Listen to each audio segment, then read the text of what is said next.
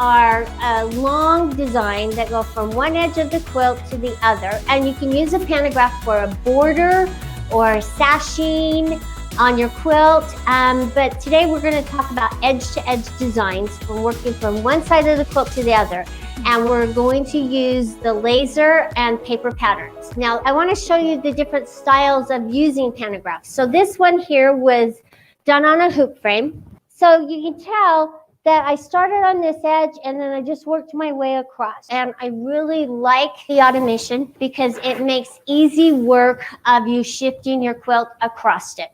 This one here, the center section is edge-to-edge designs, but I used pantographs for the borders and I used different ones. And now this one here, it's just one edge-to-edge design. And it's really fun on the back as well. The circles going across. And the reason I use circles is because there are a lot of straight angles in this. And I thought that the circles would set it off really nice. So when you're looking at a pattern or design, if you're using a hoop frame, you need a pattern that's spaced a little bit more and not so dense. So let me just show you a couple patterns, okay?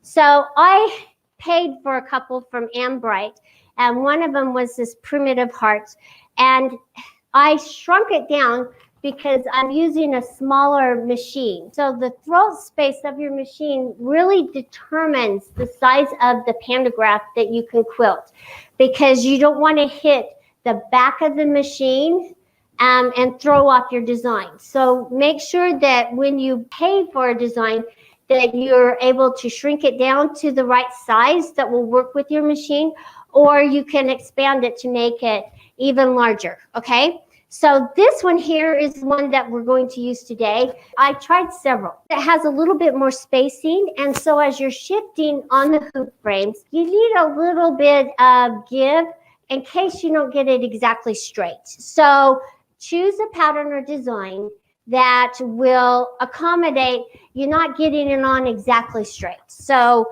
that's why we're using this primitive hearts. Now this is one also that I paid for, but it's a little more dense. So if my shifting and my clamping was a little closer together, it might cross over and run into each other.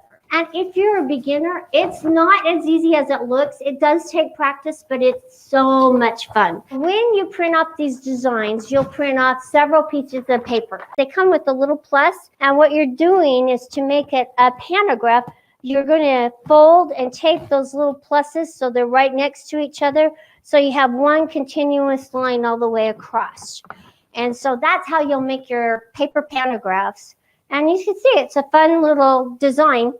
But just be careful because it's a little more dense. Okay, now this design was one of the freebies as well.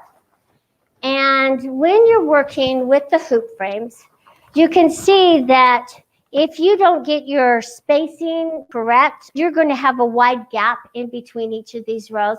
And maybe that will be okay because your design has a very dense print on it, lots of flowers, and so you could get away with that. But just be careful. So that was a really fun one that we tried. Now these two take a little bit more skill level. This one is like a hexagon. If you're not really sure about how to quilt it, just lay out some paper and practice. Practice moving your pen across the design. Even lay some paper out across it so that you can get that muscle memory. You know, by practicing and doodling, it helps you retain your memory and that muscle memory retention. So get to know the design before you ruin your beautiful quilt and say, that's not how I wanted to do it. So this is a little harder, and the spacing would have to be really correct. It's probably not one I would want to use on a hoop frame, but it make a good practice one. On the stand-up frames, you can work from the front of the frames and behind.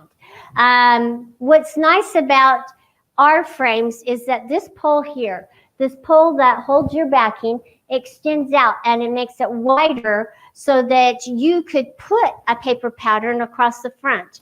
Now, doing that, it means that every time you roll or move, you're going to have to move your pattern down as you roll and move, which is not a problem. You just learn to work with that. or you can work from behind. Now there's trade-offs.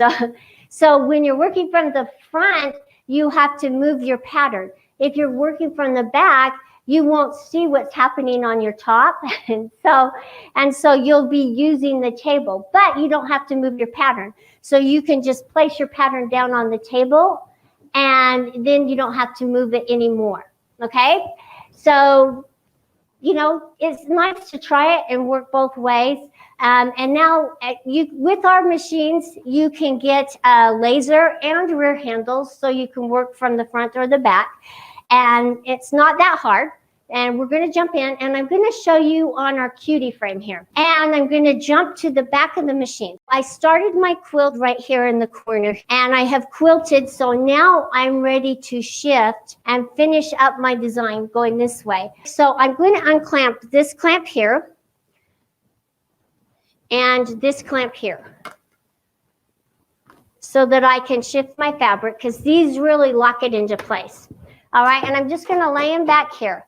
So anyway, because I want to pull my fabric this direction, what I'm going to do is unclamp these two little clamps. I'm going to leave this one in place, so that I can leave my needle down, because I don't want to lose my spot at all. And just pull it along, and see how slick that is? So I just want to pull it till I can finish it. Another important thing is to tack down the edges of your quilt. If by chance you happen to sew off, your foot can get caught up underneath. And so I constantly forget to tack them down. I'm going to replace my clamps. And also remember, you have 4 clamps up here. Make sure that you lock all 4 into place. If you forget, it will catch and it will get caught under there, and you'll like, what's going on here?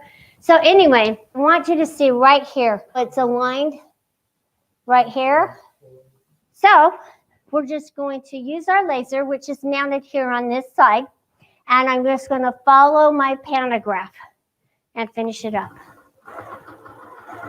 Choose a design that is a little easier to start with, because there's no need in starting with a hard, really dense design. You won't have good results, and you may not really like it and enjoy it. I love a challenge as much as the next person, but being able to just actually make it look decent and good is really important. And put a practice piece of fabric on and just practice.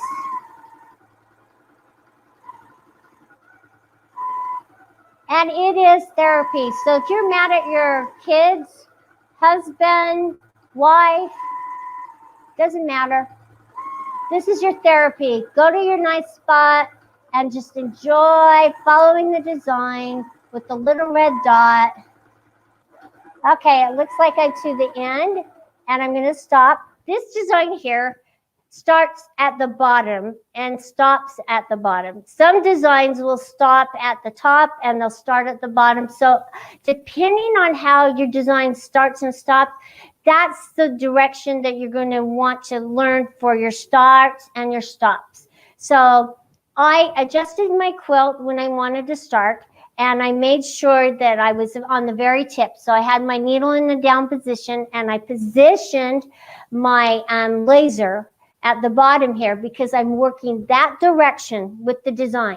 Now, if the design started right here and you were working this direction, you have to be really careful. So you'd have to measure this much of your quilt and start down here and work your way up and go back down. So really watch how the design starts and stops. That's really important. And because these are such even sections, I'm able to start and stop, and it's really easy to find my start and stops, okay? So now what I'm doing is I've ended my quilt, and now I'm going to roll it and start my second row.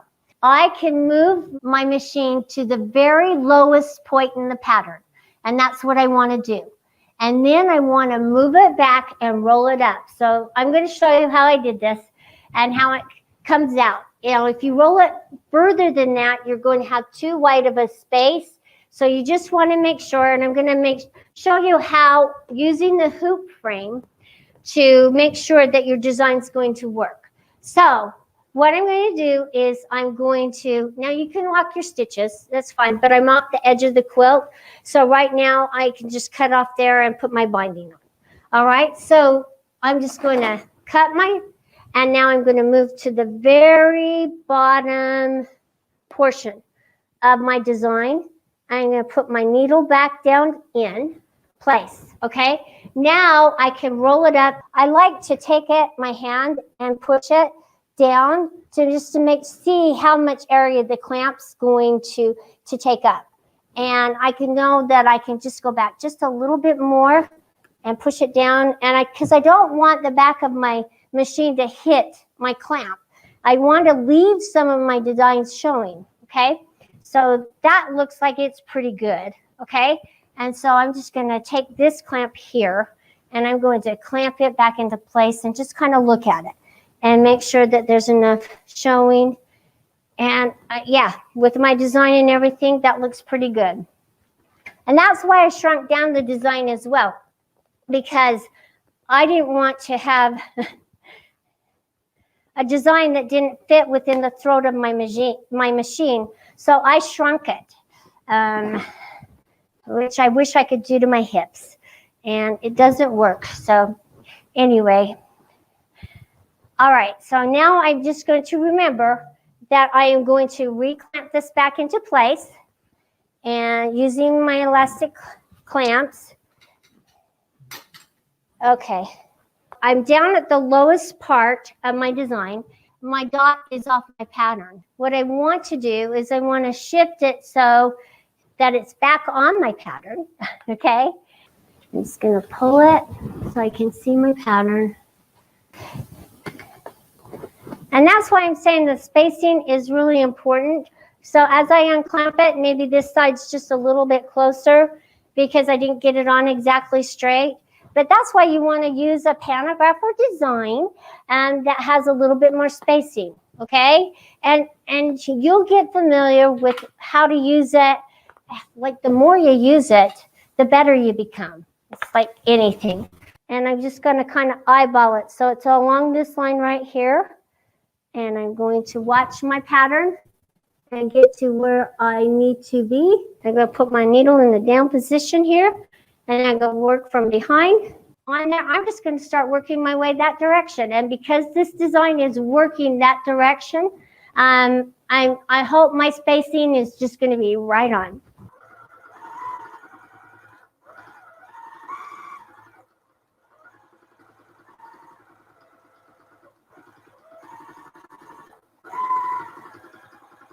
And I'm not going to go all the way across. I just wanted you to see how it is when you roll your quilt. All right, I'm going to stop right there. All right, and you see how it's close, but it's going to be a nice design. I really appreciate your support. Thank you for all you do to help me become a better quilter. And I hope in exchange that I'm helping you as well. So we'll see you next week. Take care.